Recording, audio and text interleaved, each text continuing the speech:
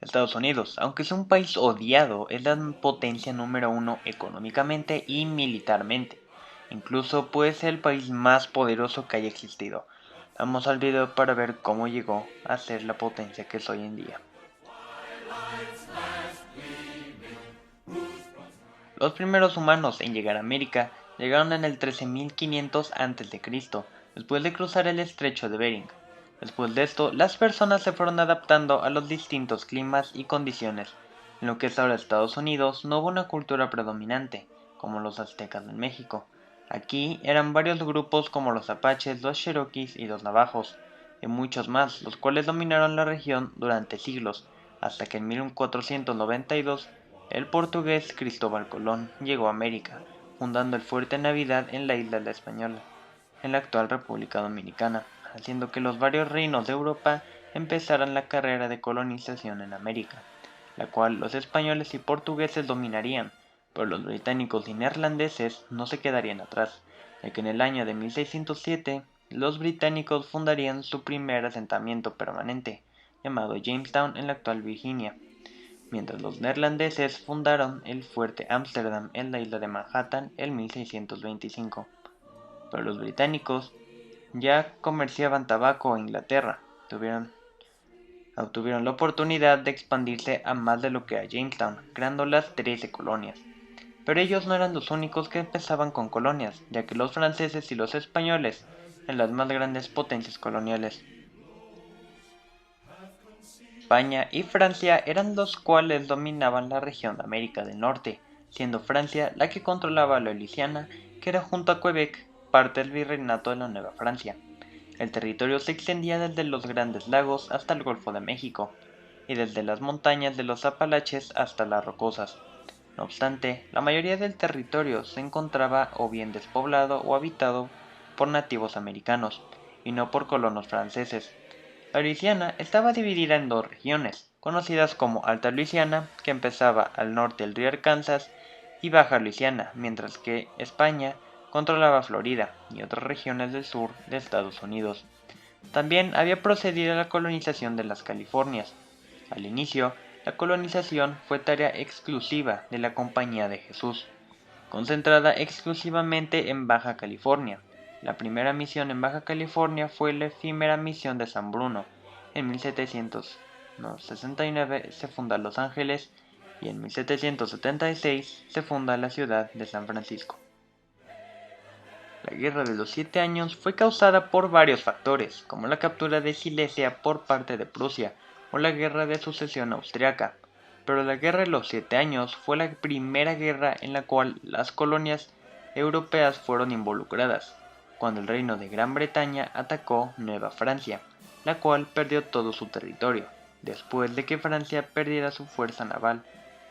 Esta ya no podría seguir con la guerra, haciendo que con la paz firmada en París, en la cual Francia pierde casi todas sus colonias, Gran Bretaña obtiene la Florida de España a cambio de la Luisiana, al igual que obtiene varias islas en el Caribe.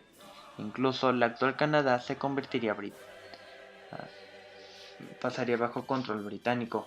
Pero esta guerra no fue lo mejor, ya que con 1.3 millones de pérdidas, los imperios y reinos coloniales quedarían en deuda y con necesidad de implementar nuevos impuestos para poder pagar la guerra, lo cual sería la causa para la independencia de una nueva potencia. Después de la Guerra de los 7 Años, el Reino de Gran Bretaña impone series de impuestos, pero la cual hizo que la gente enfureciera, como varios, el té había subido de precio rápidamente, y los colonos hacían enojar a los británicos comprando el té de los Países Bajos. En 1773 tiene lugar el motín del té en Boston, cuando un grupo de colonos disfrazados de indios arrojó al mar el cargamento de té de 3 buques británicos. Inspirados por los ideales de la Ilustración, los intelectuales americanos comenzaron a plantear la idea de una América independiente. En 1774 tiene lugar el primer Congreso Continental, la primera reunión de colonos contra la corona británica y a favor de una patria independiente. Comienzan a formarse milicias de colonos por la independencia.